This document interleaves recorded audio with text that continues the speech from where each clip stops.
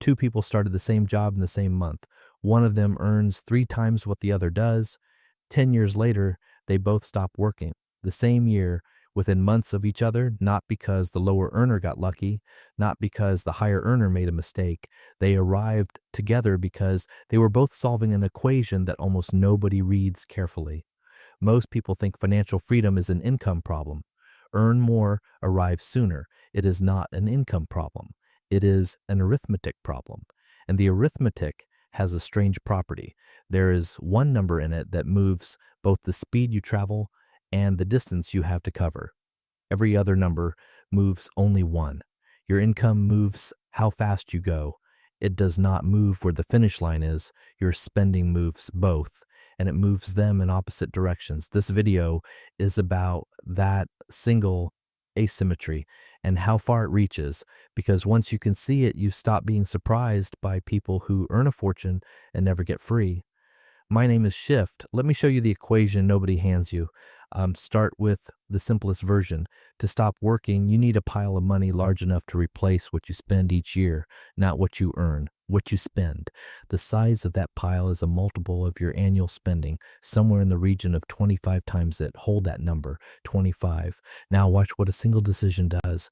Suppose you permanently increase your spending by 100 a month. That is 1,200 a year that no longer goes into the pile, but that's only the first half of what just happened, because the pile itself is a multiple of your spending. The target just moved as well. 1,200 more per year times roughly 25 is 30,000. You removed 1,200 a year from your savings and you added 30,000 to the destination. One decision, both sides of the equation, moving apart. That is the rule. And it is the only rule in this video. Everything from here is the same rule, operating at a larger and larger scale. Now raise the stakes, take a subscription, 15 a month, the kind of decision nobody writes down. 15 a month is 180 a year. The finish line moves about 4,500 further away for something you may have forgotten you are paying for. Take a car payment, 500 a month, 6,000 a year out of the pile, and the target moves roughly 150,000, not the price of the car, the price of the habit of having that car permanently. Now, the largest one most people ever make, a bigger home. Say it adds 1,200 a month once everything's counted, 14,400 a year, gone from the pile, and the finish line moves about 360,000. That is the part that catches people, not the payment, the multiple. And notice something about that list.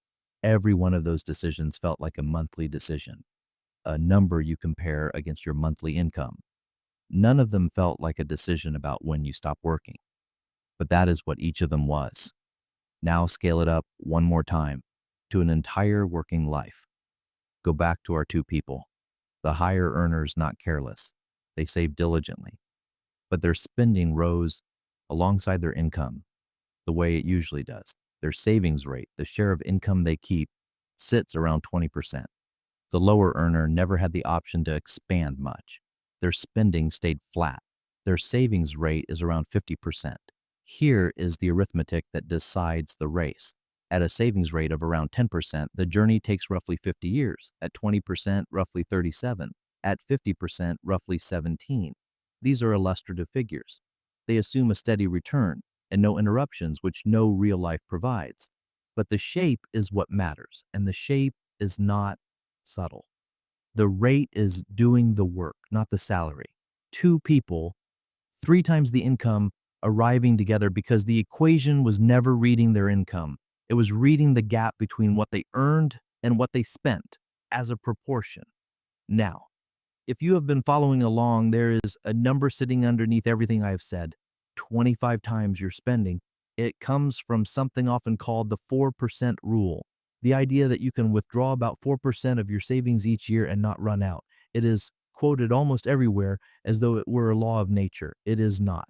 And this is the part that changes the picture. That rule was built almost entirely on the financial history of one country.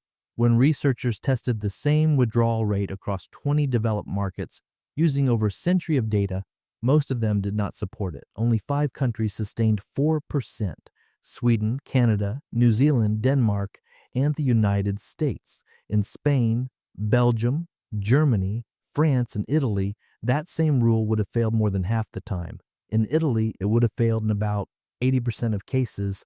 The United States had an unusually good century for investment returns. A rule reverse engineered from the luckiest sample can look like a law until you check the other 20. And the disagreement is not only between countries, it is between experts. The researcher who originally proposed the rule has since revised his own figure upward. Others argue it should be considerably lower for anyone planning a longer horizon. I am not going to resolve that here, and I would be suspicious of anyone who offered to. And this is not financial advice, and the honest position is that the number's contested. But notice what has just happened to the equation. The multiple was never fixed either. You were told the finish line was 25 times your spending. In much of the world, historically, it's sat further away than that. So the finish line moves when your spending changes. And it also moves depending on where you were standing when someone measured it, which leaves you with one variable you actually control. Not the return, not the multiple, not the century you were born into. The gap, the proportion of what arrives that you do not spend. Let me put the whole thing back together. You have probably spent your working life solving for income, looking for the raise, the promotion, the better offer, treating the finish line as a fixed point somewhere ahead of you. It was never fixed. You have been moving it every month in small amounts with decisions that never looked like they were about retirement at all. That is not a moral failure, and it is not carelessness. It is that nobody hands you the equation. You are given a salary and a set of monthly numbers, and the relationship between them and your freedom is left unstated. An entire industry is comfortable with it staying unstated. So here is the one thing worth keeping from all of this. Your income tells you how fast you are traveling. Your spending tells you how far you have to go, and only one of those is also quietly deciding the date. You do not need to do anything with that today, but the next time a monthly number changes, you will know what else just moved.